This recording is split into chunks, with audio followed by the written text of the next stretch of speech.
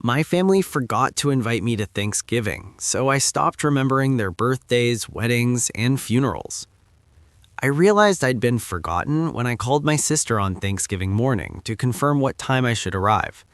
Ashley answered on the sixth ring, and I could hear voices and laughter in the background, the kind of warm chaos that only happens when a house is full of family. "Oh my God, Nathan," she said, her voice dropping to a whisper. "I thought Mom called you." The silence that followed told me everything I needed to know. They were already there, all of them. The entire family had gathered at my parents' house, and no one had thought to tell me. "Called me about what?" I asked, even though I already knew.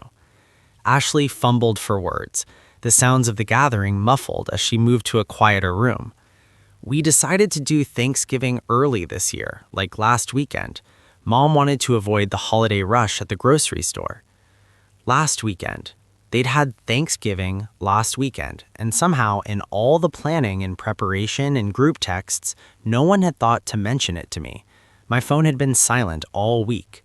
No messages about who was bringing what dish, no questions about my arrival time, no updates about the schedule. I'd attributed it to everyone being busy with their own preparations.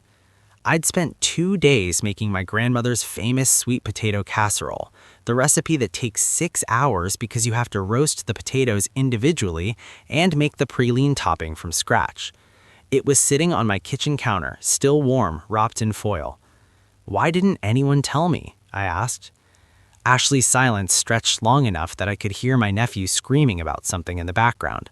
I heard my brother-in-law telling him to calm down.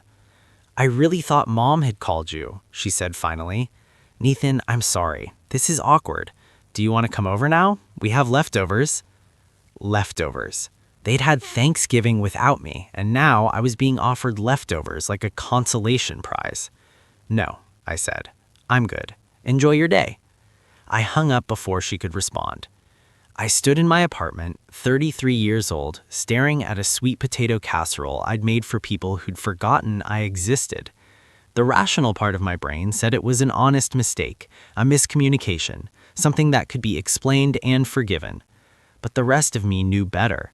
This wasn't the first time, it was just the most obvious time, the final, undeniable proof of a pattern I'd been pretending not to see. I took the casserole and walked it down to my neighbor, Mrs. Kowalski, an elderly widow who lived alone. She opened the door in her bathrobe, surprised to see me. "Nathan, what's this?" she asked. "Thanksgiving dinner," I said. "I made too much. Thought you might enjoy it." Her face lit up in a way that made my chest ache. "Oh, honey, this is so kind. Come in, have some with me." I declined politely and went back to my apartment, ordered a pizza, and spent the evening looking through my phone. The evidence was everywhere once I started looking. Group chats I'd never been added to, photos from family events posted on social media that I'd never known were happening, my sister's baby shower last month that I'd found out about 3 days after it happened when my mother casually mentioned it during a phone call, my brother Kyle's promotion celebration that I'd learned about from a Facebook post, family dinners, game nights, Sunday brunches, all happening without me. I thought they were spontaneous, last-minute gatherings, but looking at the photos, seeing the decorations and the coordinated outfits and the obvious planning, I realized the truth. They were planned. They just weren't planned with me in mind. I was an afterthought at best, an oversight at worst. The pattern stretched back years.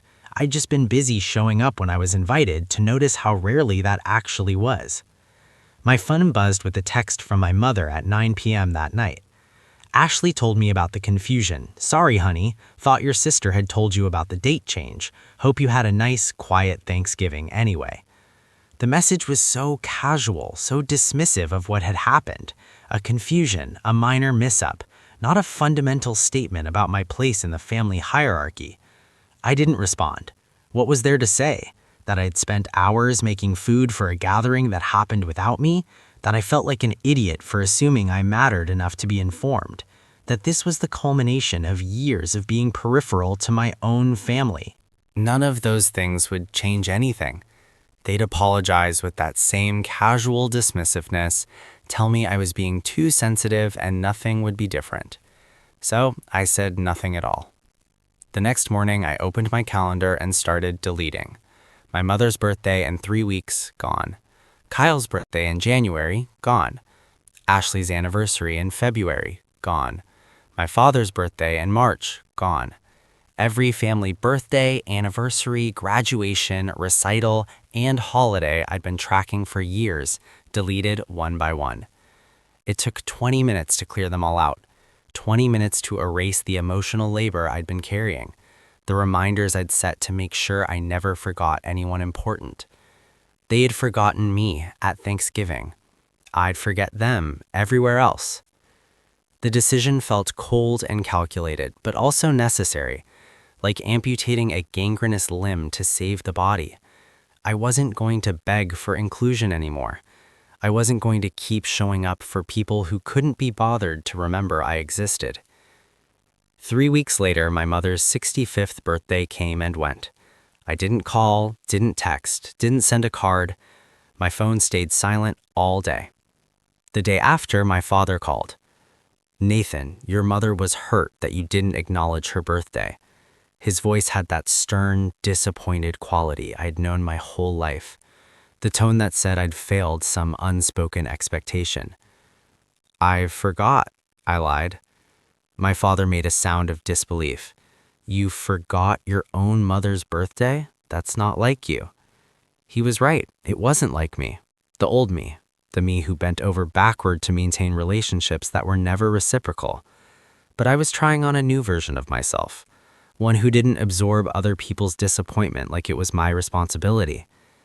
"I've had a lot on my mind," I said. "I'm sure she understands." My father's silence suggested she did not, in fact, understand. "She's your mother, Nathan. You need to call her." I said I would, and hung up without any intention of following through. Work became my focus. I was a senior architect at a firm downtown, designing sustainable housing projects for urban renewal. The work was demanding and fulfilling, requiring all my creative energy and technical skill. I threw myself into a new project, a mixed-use development that would bring affordable housing to a neighborhood that desperately needed it.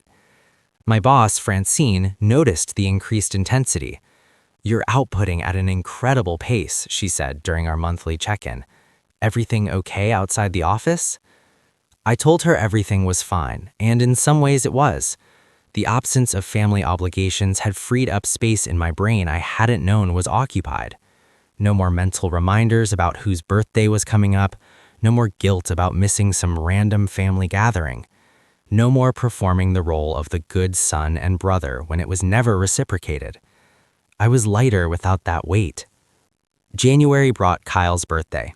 He was turning 38, and his wife Morgan had been planning an elaborate surprise party for months. I knew this because she texted me back in November asking if I could help set up the venue. I'd agreed, of course, because that's what the old Nathan would have done. But when the day came, I simply didn't show up. Didn't cancel, didn't explain, just let my commitment evaporate like it had never existed. Morgan called me 3 times during the party. I didn't answer. The day after, Kyle left a voicemail that was equal parts confused and angry. "Dude, what the hell? Morgan was counting on you. We had to scramble to get everything set up. This isn't like you." That phrase again, "this isn't like you," as if the version of me they knew was the only version that could exist, as if I wasn't allowed to change, to withdraw, to protect myself. I listened to Kyle's voicemail twice, then deleted it without responding. 3 days later, he tried again. This time he sounded less angry, more concerned. "Nathan, seriously, are you okay? Mom said you didn't call for her birthday either. People are worried." The concern felt performative, like he was checking a box rather than genuinely caring. If he'd been genuinely concerned, he might have noticed my absence before I stopped showing up, might have wondered why I was never in the family group chat, might have thought to invite me to things himself instead of relying on my parents to handle all the coordination. But Kyle was never the type to think beyond his immediate needs. None of them were. They existed in their bubble of family togetherness and assumed I was in there with them, even as they consistently proved otherwise. February brought Ashley's anniversary. 15 years of marriage to Derek. a man I'd never particularly liked but had always been polite to for her sake. They were having a big party at a winery an hour outside the city. The invitation had come via mail 2 months earlier, before Thanksgiving, before everything shifted. It sat on my refrigerator, held up by a magnet, a reminder of the old obligations I was shedding. The day of the party, I went hiking instead. Drove 2 hours north to a trail I'd been wanting to explore. Spent 6 hours walking through winter woods with nothing but my thoughts and the sound of frozen leaves crunching under my boots. My phone buzzed periodically in my backpack, but I didn't check it. When I got back to my car at sunset, I had 14 missed calls and 23 text messages. The messages ranged from concerned to angry to guilt-tripping. Ashley, where are you? Everyone's asking about you. My mother, this is Ashley's special day. You need to be here. Kyle, stop being a child and get to the winery. My father, your behavior is unacceptable and hurtful. Derek, surprisingly, hey man, hope you're okay. Ashley's worried. I read them all sitting in my car as the temperature dropped and darkness settled over the parking lot. Then I turned off my phone and drove home in silence. The accusations of being a child of unacceptable behavior rang hollow. These were people who'd forgotten to invite me to Thanksgiving, who'd had an entire family gathering without me and thought confusion was an adequate explanation. Their sudden concern about my absence felt less like genuine care and more like frustration that I wasn't playing my assigned role anymore. When I finally turned my phone back on that night, there was a voicemail from my mother. Her voice was tight with controlled anger. Nathan, I don't know what's gotten into you lately, but this behavior needs to stop. You're hurting people who love you. Ashley cried at her own anniversary party because her brother couldn't be bothered to show up. Your father and I raised you better than this. Call me. I saved the voicemail but didn't call back. The phrase, people who love you, felt like a weapon used to obligate rather than comfort. Did they love me, or did they love the version of me that showed up when summoned, helped when asked, and never demanded reciprocity? The more I thought about it, the less certain I became that I'd ever been loved for who I was, rather than what I provided. March brought multiple events. My father's birthday on the 5th, my nephew's 6th birthday party on the 12th, a family dinner on the 18th that I learned about through a Facebook event I'd been accidentally added to by my cousin. I attended none of them. Acknowledged none of them, existed in a vacuum of my own making, separate from the family ecosystem I'd been born into. My mother stopped calling after I didn't show up for my father's birthday. Ashley tried a few more times, her messages growing increasingly desperate. Nathan, I don't understand what's happening. Please talk to me. Tell me what we did wrong. The fact that she couldn't identify what they'd done wrong was its own answer. If they couldn't see the pattern, couldn't recognize the years of marginalization and casual dismissal, then explaining it would be pointless. I started therapy in April. My girlfriend Zara had been suggesting it for months, gently noting that I seemed withdrawn, that something was clearly bothering me. Dr. Raymond Wu was a family systems therapist who specialized in adult children of dysfunctional families. Our first session, I told him about Thanksgiving, about the deleted calendar, about the events I'd stopped attending. He listened without judgment, taking notes occasionally. When he finished, he was quiet for a long moment.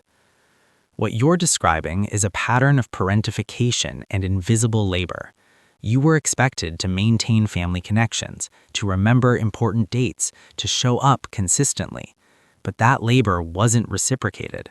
When you withdrew that labor, the system started to fail. The clinical analysis of what I'd been experiencing helped. It wasn't in my head. It wasn't me being too sensitive. It was a real dynamic with a name. The sessions helped me understand something crucial. My family had built their sense of togetherness on my invisible work. I was the one who remembered birthdays, who initiated plans, who reached out to maintain connections. When I stopped doing that work, the connections dissolved. Not because we weren't close, but because we'd never been close in a reciprocal way. I was the architect of our family relationships, and without me actively building and maintaining them, they simply stopped existing. She sat next to me and took my hand. Do you want to talk about it? I told her about the messages, about the sudden, desperate desire to be included. She listened and then said something that crystallized everything. "They don't miss you," she said. "They miss the function you served. The person who remembered birthdays and showed up and made them feel like a cohesive family. They miss the work you did, not the person you are."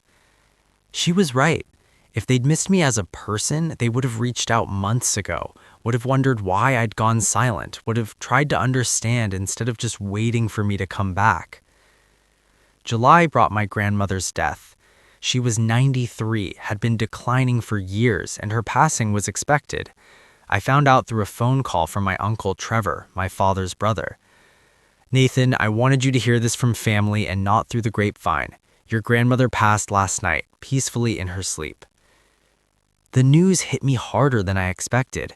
Grandma Ruth had been one of the few family members who'd always seen me, always made me feel valued. But I hadn't visited her in months, too caught up in my anger at the rest of the family to separate her from them. "When's the funeral?" I asked. Uncle Trevor gave me the details. 3 days from now, Saturday morning, at the church she had attended for 60 years. I said I'd be there, hung up, and immediately regretted it. Zara found me staring at nothing, processing. "Do you want me to come with you?" she asked.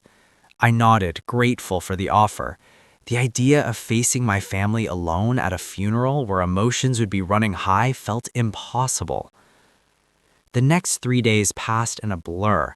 I took time off work, helped Zara arrange her schedule so she could come with me, and mentally prepared for the confrontation that was inevitable. Dr. Wu, in an emergency session, asked me what I hoped to accomplish. "I want to say goodbye to my grandmother," I said. "The rest of them can think whatever they want." He nodded slowly. "Remember that you're allowed to grieve without engaging with people who hurt you. You can attend a funeral without absolving anyone of anything." The permission to hold both grief and anger simultaneously felt revolutionary. The funeral was packed. Grandma Ruth had been beloved in her community, and the church was filled with people who'd known her for decades. My family was clustered in the front pews. My mother saw me first as Zara and I slid into a pew near the back. Her expression cycled through surprise, relief, and anger in rapid succession. She whispered something to my father, who turned to look. Ashley spotted me next, then Kyle. The weight of their attention felt suffocating even from 40 feet away. I focused on the service, on the pastor's words about Grandma Ruth's life, on the hymns she'd loved. Zara held my hand throughout, a quiet anchor in the storm of family dynamics swirling around us. After the service, there was a reception in the church basement. I almost skipped it, but Zara reminded me that this was about my grandmother, not them. We went downstairs and were immediately intercepted by my mother. She looked older than I remembered. Tired. "Nathan, I'm so glad you came. We need to talk." I shook my head. "Not today. Today is about Grandma." My mother's jaw tightened. "You've been ignoring us for 8 months. We deserve an explanation." The word deserved hit wrong. You deserve. I kept my voice low, aware of the crowd around us. "You forgot to invite me to Thanksgiving, forgot I existed, and when I stopped doing all the work to maintain our relationships, you didn't even notice until it affected you. So no, I don't think you deserve anything." My father appeared next to my mother, his expression stern. "That's enough. Your grandmother just died. This is not the time or place for your drama." The dismissal, the characterization of my hurt as drama crystallized everything. "You're right. This isn't the time or place." I turned to walk away, but Ashley blocked my path. "Nathan, please, we miss you. Can't we just talk about this?" Her eyes were red, whether from grief or the confrontation, I couldn't tell. "You don't miss me," I said quietly. "You miss the person who made your lives easier. There's a difference." Zara took my elbow gently, and we walked past Ashley, past my brother standing awkwardly by the food table, past the aunts and uncles watching with undisguised curiosity. We paid our respects to Uncle Trevor, signed the guest book, and left. In the car, I felt like I could finally breathe. "That was awful," Zara said. I'm sorry. I shook my head. It was necessary. They needed to see that I'm not coming back on their terms. The funeral marked a turning point. After that, the messages stopped. The desperate attempts to contact me to force a reconciliation simply ceased. It was like they'd collectively decided I was a lost cause and moved on. Part of me felt relief. Part of me felt a strange grief, mourning the family I'd wanted but never actually had. Dr. Wu helped me process both. You can grieve the loss of a relationship even when that relationship was harmful, he said. The grief isn't for what you had, it's for what you deserve to have and never got. August brought wedding planning in earnest. Zara and I decided on a small ceremony in October. Just 50 people, intimate and meaningful. As we worked through the guest list, she'd occasionally ask about family members. What about your Aunt Gloria? You've mentioned she was nice to you.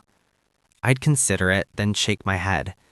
Gloria had been nice, but she'd also been present at Thanksgiving, had known I wasn't there and hadn't said anything. No, I'd say, just your family and our friends. The guest list ended up being 43 people, all of whom I could count on to actually show up, none of whom would forget I existed and then be surprised when I withdrew. The contrast to my family gatherings where I'd always been an afterthought was stark. September brought an unexpected letter. It arrived in my mailbox, handwritten address, no return label. Inside was a 3-page letter from my mother. The handwriting was shaky, emotional. She wrote about the past year, about not understanding where things went wrong, about feeling like she'd lost a son. She wrote about Thanksgiving, finally, really acknowledging it. I know we hurt you that day. I know we should have made sure you knew about the schedule change, but Nathan, it was one mistake, one forgotten invitation. Does that really justify cutting off your entire family? She wrote about missing my childhood, about all the ways she'd tried to be a good mother, and about how my current behavior was destroying her. I'm begging you, the letter concluded. Please come home. Please talk to us. We love you and we need you back. I read the letter 3 times. The first time I felt that old familiar guilt. The second time I noticed what was missing. No acknowledgement of the pattern, no recognition that Thanksgiving wasn't an isolated incident but the culmination of years of marginalization. No apology for not noticing I'd gone silent, for not reaching out to ask why. Just a focus on her pain, her loss, her need for me to return. The third time I felt angry. The letter was manipulation, pure and simple, emotional blackmail designed to make me feel responsible for her feelings. I showed it to Zara. She read it slowly, her expression hardening. She's not actually apologizing. She's explaining why your hurt isn't valid and demanding you get over it. Exactly. I put the letter in a folder with all the voicemails and messages I'd saved. Documentation, Dr. Wu called it. Evidence that this wasn't all in my head. The wedding invitations went out in mid-September. Elegant cream cardstock with emerald green lettering. Zara Osman and Nathan Cross invite you to celebrate their marriage. No mention of parents. No traditional Mr. and Mrs. Cross request the honor of your presence. Just us claiming our own celebration. My mother somehow got hold of one, probably from a cousin who received an invitation. She called from my father's phone, knowing I'd blocked her number. I answered, thinking it was a work call. Nathan, we need to talk about this wedding, she said without preamble. I hung up immediately. She called back twice. I blocked that number too. The boundary felt good, necessary, like finally putting up a fence after years of people trampling through my yard. The week before the wedding, Uncle Trevor called. Nathan, I'm not calling to take sides, but I wanted you to know that your grandmother left you something in her will, a letter.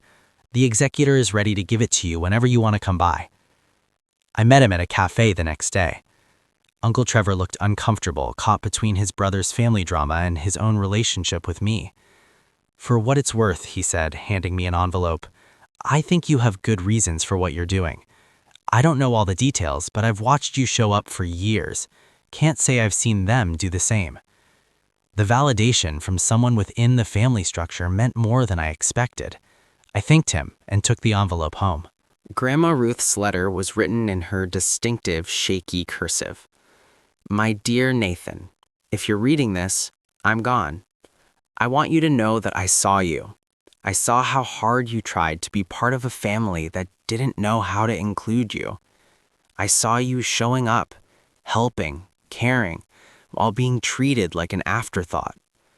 I saw it, and I'm sorry I never said anything. I was scared of causing family conflict, of being called a meddler. But my silence was complicity, and I regret it. You deserved better than what they gave you. Don't ever think you're wrong for demanding that better treatment. Live your life, Nathan. Be happy, and know that at least one person in this family saw you for exactly who you were and loved that person completely. I cried reading it. Zara held me on our couch while I grieved the one person who'd understood. The wedding day was perfect. Clear October sky, leaves turning gold and red, everything touched with autumn light.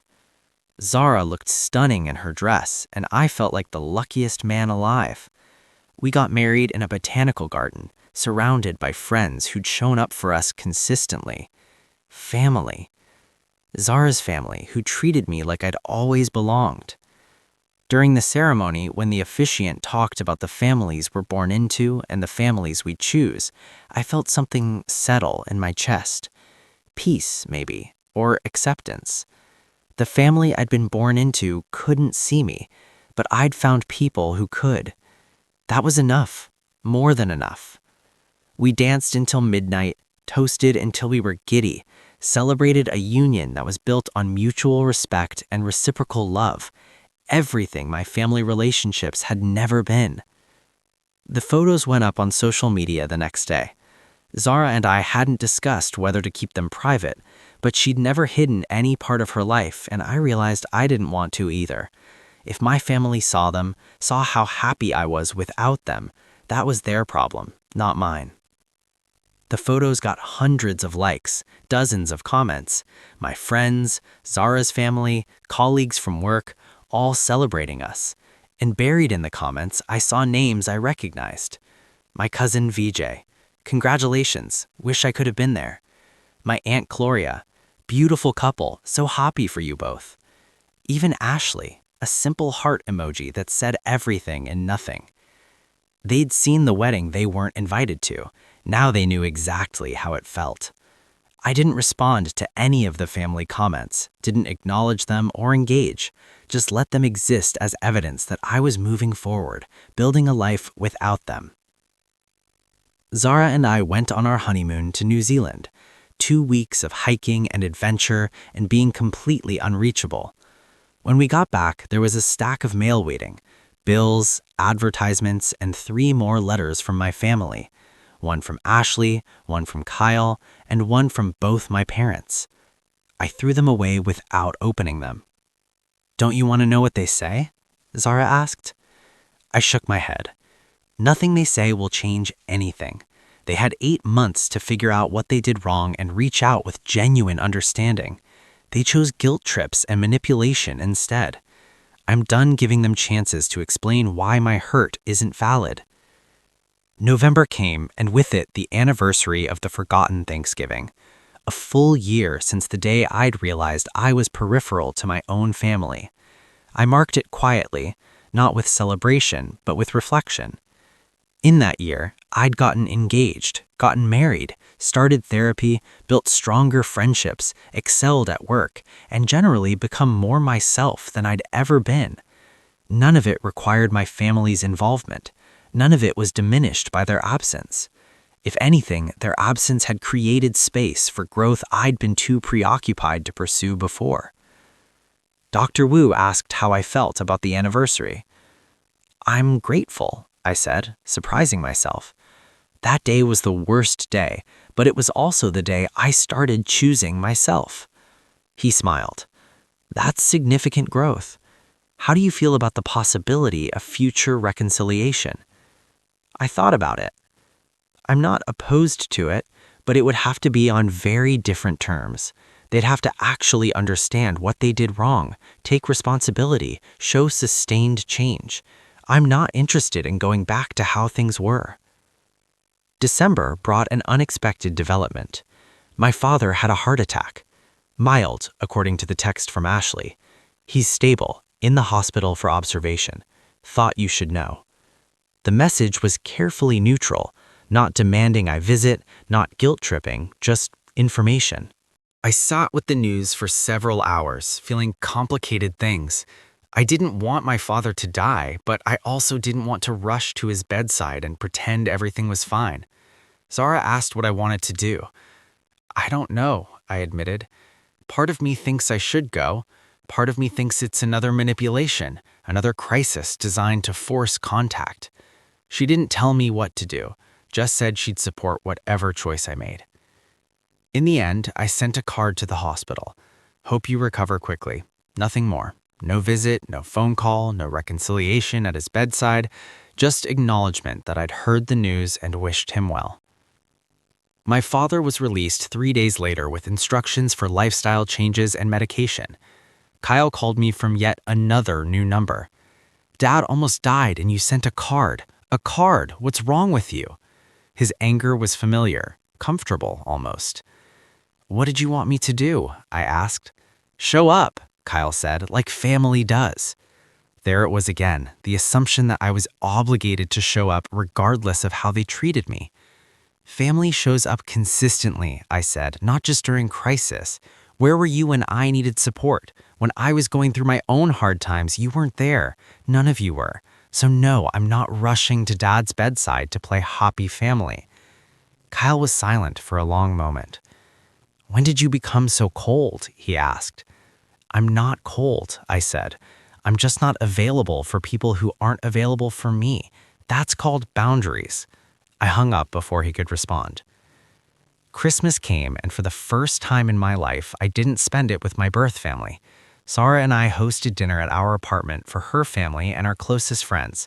We cooked together, laughed together, played board games until late into the night. It was warm and genuine and everything family gatherings should be. No tension, no walking on eggshells, no performing the role of someone I wasn't, just existing as myself and being loved for it. As we cleaned up that night, Zara said something that stuck with me. This is what you deserved all along. People who see you and choose you and show up consistently. I'm glad you have it now. I was glad too.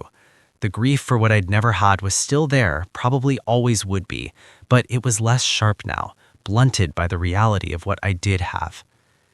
January brought a surprise email from Ashley.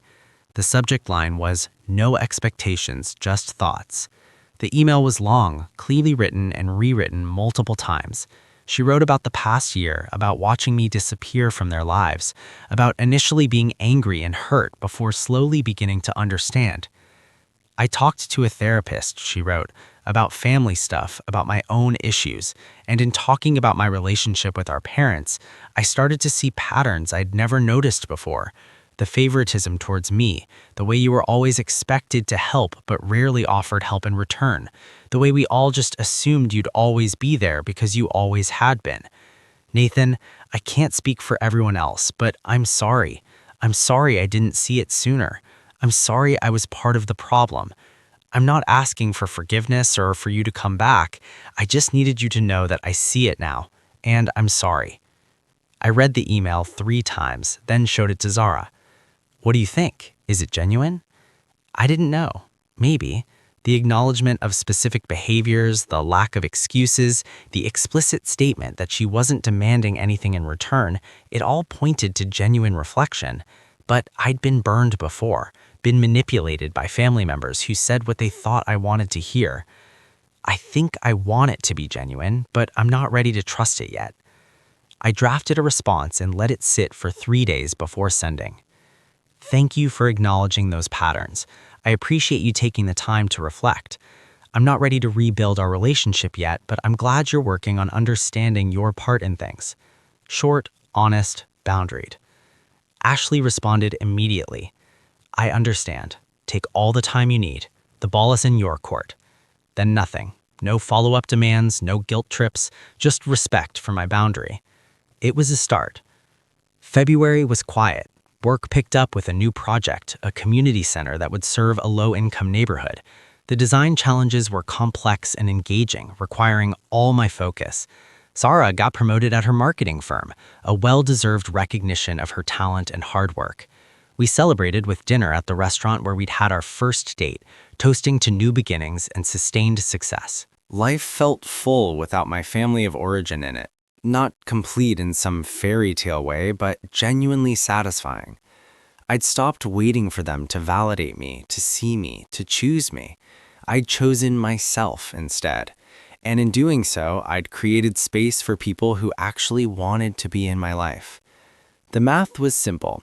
Subtract the people who diminish you, add the people who elevate you, and suddenly the equation balances. In March, Uncle Trevor called again. "Nathan, I wanted to give you a heads up before you hear it elsewhere. Your parents are selling the house, downsizing to a condo. They're having an estate sale next month." The house I'd grown up in, full of memories, both good and terrible, would belong to someone else. "Okay," I said, not sure what response he expected. "Your mother asked if you wanted to come get anything before the sale. Your room is still mostly intact, childhood stuff, yearbooks, things like that." I thought about it. Did I want anything from that house? Any physical reminder of a childhood marked by feeling invisible? "No," I said. "I don't need anything." Uncle Trevor was quiet. "You sure? Some of it might be nice to have, photos, mementos." I appreciated his concern, but I was sure. I've spent a year and a half letting go of that family. Going back to collect souvenirs feels counterproductive. He understood, told me to take care of myself, and hung up. The finality of that choice felt right. April brought my 35th birthday.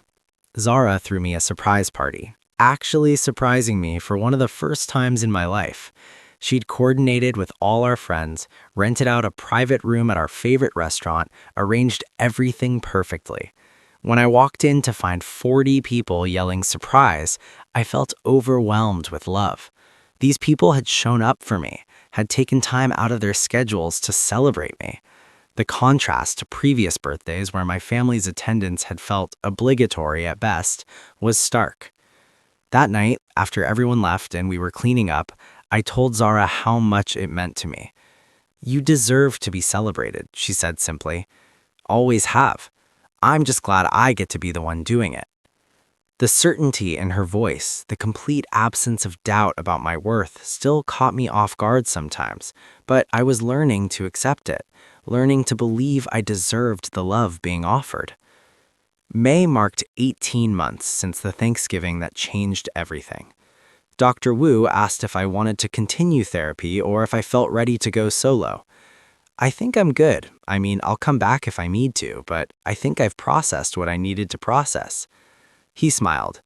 "You've done remarkable work. You came in angry and hurt and confused. You're leaving with clarity and boundaries and a strong sense of self.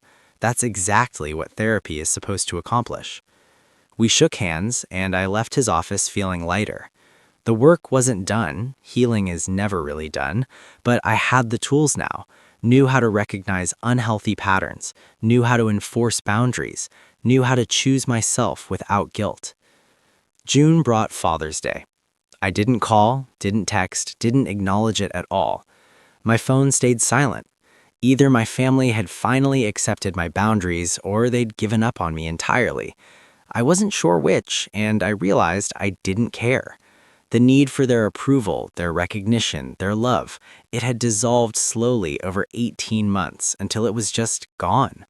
I loved myself enough now that their love, or lack thereof, didn't define me. Zara and I spent the day at the beach, walking along the shoreline and talking about our future. She wanted to start trying for kids soon. I felt ready to be the kind of father I'd needed.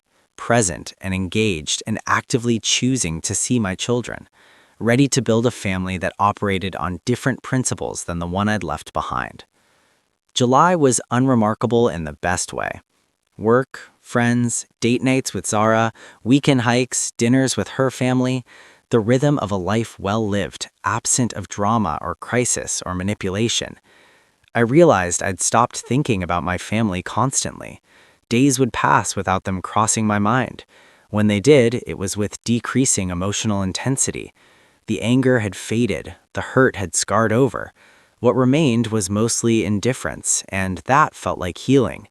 You can't hate people who don't matter to you anymore. The opposite of love isn't hate, it's apathy. And I'd finally reached apathy. August brought another unexpected development. Kyle showed up at my office. My assistant called to say there was someone named Kyle Cross asking to see me, and my stomach dropped. I could have refused, could have had security escort him out, but curiosity won. I went down to the lobby.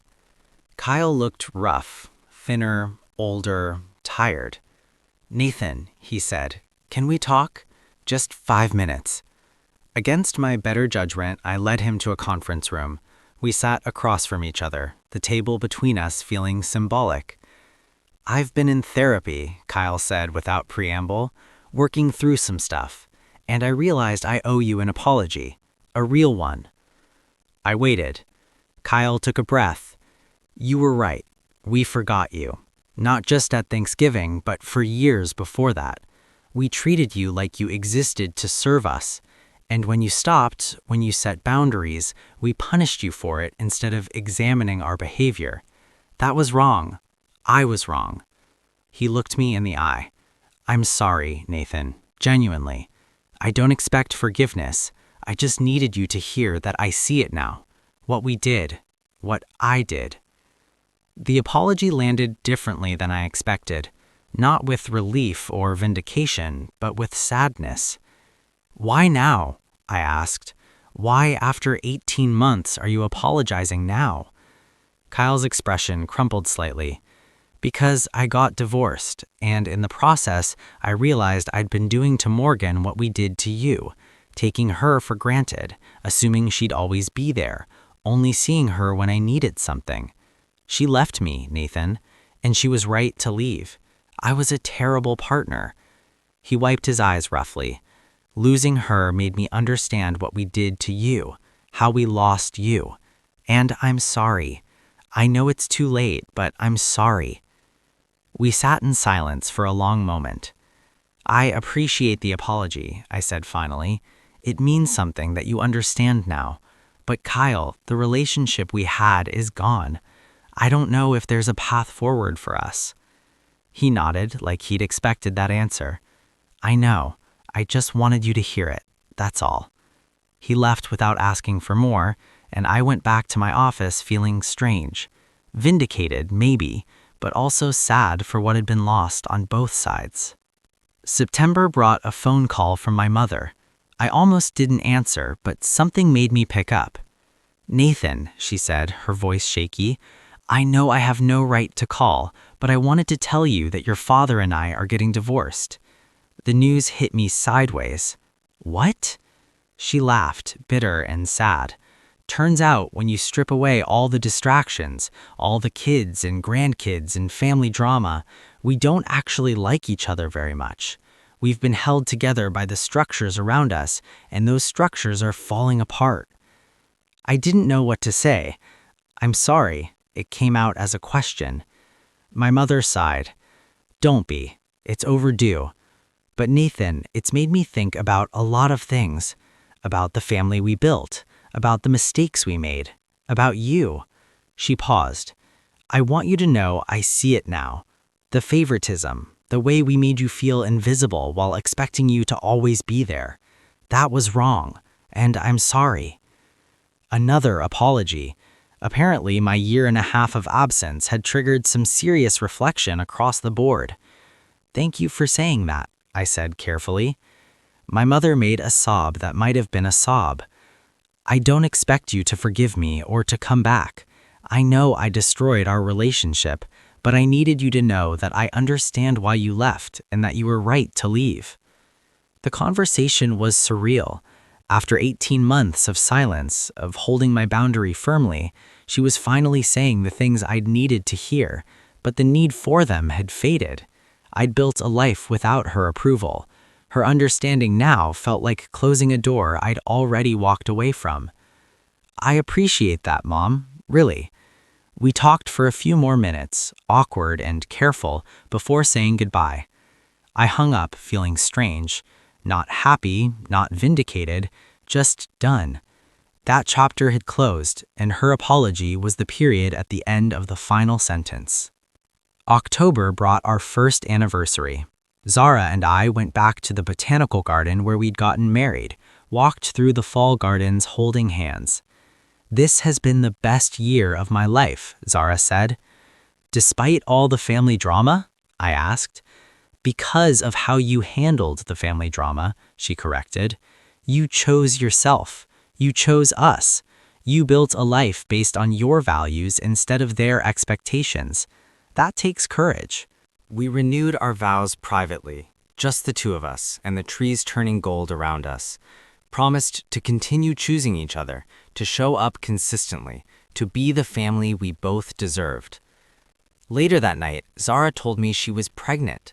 The news felt like the beginning of something new, something wholly separate from the family that had forgotten me. This child would know what it meant to be seen, to be valued, to be included without question. I'd make sure of it. November came again, 2 years since the forgotten Thanksgiving. I marked the anniversary by volunteering at a homeless shelter, serving meals to people whose society had forgotten them, the way my family had forgotten me. The work felt meaningful. These people were visible to me, even if they were invisible to others. During a break, I checked my phone and found a text from Ashley. "I know today might be hard. Just wanted you to know I'm thinking of you." It was the first time anyone had acknowledged the significance of the date. "Thank you," I texted back. "That means a lot." We'd been slowly rebuilding, Ashley and I. Lunch every few months. Careful conversations that respected boundaries. It wasn't what we'd had before, but it was honest. That mattered more. December brought family drama I only heard about secondhand. Apparently, my father had started dating someone new, and my mother was not handling it well. Ashley kept me updated via text, not expecting me to do anything, just keeping me informed. I appreciated her respect for my boundaries, even as she navigated her own complicated feelings. When she asked if I wanted to do Christmas with just the two of us and our partners, separate from everyone else, I surprised myself by saying yes. We met at a restaurant on December 23rd. It was awkward at first, all of us feeling out the boundaries of these new relationships, but by the end of the meal, something had shifted. Ashley and Derek were treating me like an actual person, asking about my life, sharing theirs. Zara fit in easily, and I realized this was what family could be. Chosen, boundaried, reciprocal. Not perfect, but real. The pregnancy progressed. Zara's belly grew, and we prepared for a daughter. We painted the nursery, bought tiny clothes, took parenting classes. Zara's family was involved and excited, throwing us a baby shower that felt joyful and genuine. Ashley came, brought a thoughtful gift, respected all the boundaries. Kyle sent a card and a gift certificate, but didn't come. My parents weren't invited and didn't ask to be. The clear delineations felt healthy. I was building my own family now, on my own terms. The family I'd been born into could be part of it or not. That was their choice to make through their actions. Our daughter was born on a rainy April morning. Lily Ruth Cross Osman, named for my grandmother and carrying both our last names. She was perfect and tiny and mine. Zara's parents were at the hospital within an hour. Ashley came the next day, held her niece carefully, and cried. "She's beautiful, Nathan. You're going to be an amazing dad." Looking at Lily, at this tiny person who would never doubt she was wanted, never wonder if she mattered, I felt something settle completely. This was what family was supposed to be. Chosen, consistent, built on love instead of obligation. I'd found it with Zara, built it with our friends, created it with our daughter. My family of origin had forgotten me at Thanksgiving, and I'd stopped remembering them everywhere else. But in that forgetting, in that stopping, I'd remembered myself, found myself, built something better than what I'd lost. And in the end, that was enough. Thanks for watching till the end.